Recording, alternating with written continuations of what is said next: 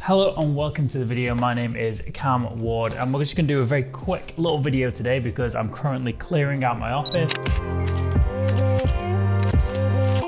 Yeah, I found my Rhino Slider, which sounds like a sponsored segment, but it's not. This video is actually sponsored by Skillshare. Talk about that later. Yeah, I'm gonna keep this video short and sweet. It's a great product and I just wanted to talk about it really. Take these off. Anyway, if you know me, I'm not gonna go into the full technical specs of this. I'm just gonna show you some footage I've captured whilst using it, the things that I like about it and the things I don't like about it. If you do enjoy this video, please be sure to hit subscribe. I've got more content coming soon. I'm currently working on using some footage from a recent commercial and just creating a bit more of a slower paced edit on that. It was all shot on the Blackmagic Pocket 4K. So what is a Rhino Slider? Well, this is just a short little motorized slider. And the reason I went for Rhino is because I saw Philip Bloom was using it with tons of kit on there. And I just thought that looks like a great little bit of kit to use. Me and Ollie, when we went to Italy, we shot a time lapse on a more of a budget slider. I can't remember the name of the company, but that thing was a bit cobbled together. It was a bit of a hindrance. It did the job, but it wasn't great. I loved using the slider for time lapse, but I wanted something shorter and a bit easier to travel with, and something which also had an interval mode as well for time lapses. So that brought me to Rhino. They seem kind of like the industry standard for like videographers and filmmakers on a budget, and it also came with this great little case that you can just sling over your shoulder and like travel with. So I love it when you get a good bag. I didn't want to spend too much money on this because I didn't know how much I was going to use it, but this thing is built like a tank. If you want a more technical in-depth analysis of this thing, you might be better off somewhere else. That's probably not a good endorsement for my channel. The controller is fantastic, built like a bloody tank, smooth, the interface is great, and there's loads of options on there as well. Got an interval mode for time lapse, which is the main thing I use it for. Bolts onto the end with a magnet system, which is great. This is the 24-inch slider. You can get a 42-inch one as well. Just set an in and out point using the controller, and then it automatically just moves from left to right.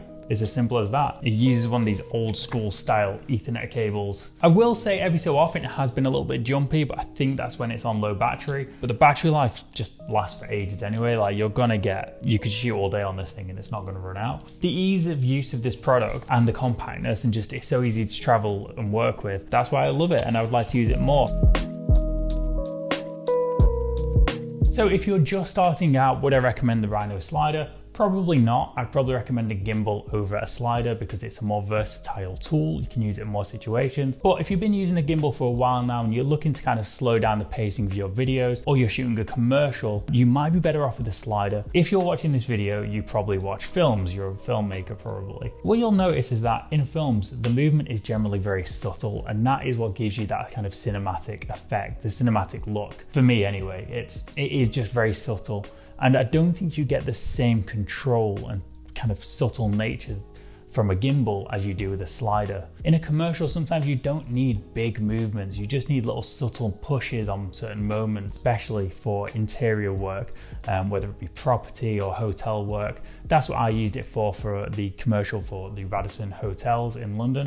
One of the other things you need to keep in mind when using a slider is that generally you're gonna want two tripods. The thing that I found works really well when using a slider is keeping an object in the foreground, whether it's a glass or the door frames and moving through them. Similar things to what's great on a gimbal, but again, you're just getting a bit more control over that movement. Pretty much all the time when I was using the Rhino Slider, I was using the Red Scarlet W on top of it. Generally, I would need two tripods to make sure it's balanced correctly. So if you're a solo shooter, can be a bit of a hassle if you're using a heavier camera, but if you're using something like the Blackmagic Pocket Cinema camera, then you'll be totally fine with one tripod. You can also use the slider manually if you don't have any batteries with you or it's run out of battery. You can just push it along, and the belt system on there is really smooth and secure. I can't think of many downsides to the product, to be honest. It's a little bit pricey, but it's not one of my go-to things to pick up for a shoot. It's a bit of like a specialized tool for certain jobs, if that makes sense, for me anyway.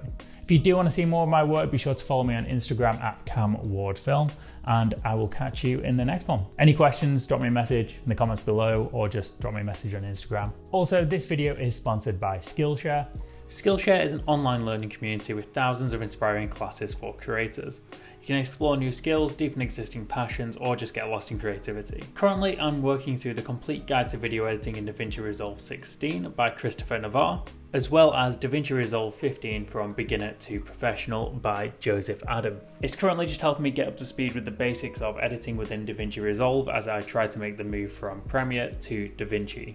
Skillshare is curated specifically for learning, meaning there are no ads and they're always launching new premium classes, and it's currently less than $10 a month with an annual subscription. The first 1,000 of my subscribers to click the link in the description will get a free trial of premium membership so you can explore your creativity. Thank you Skillshare for sponsoring this video, and thank you for watching.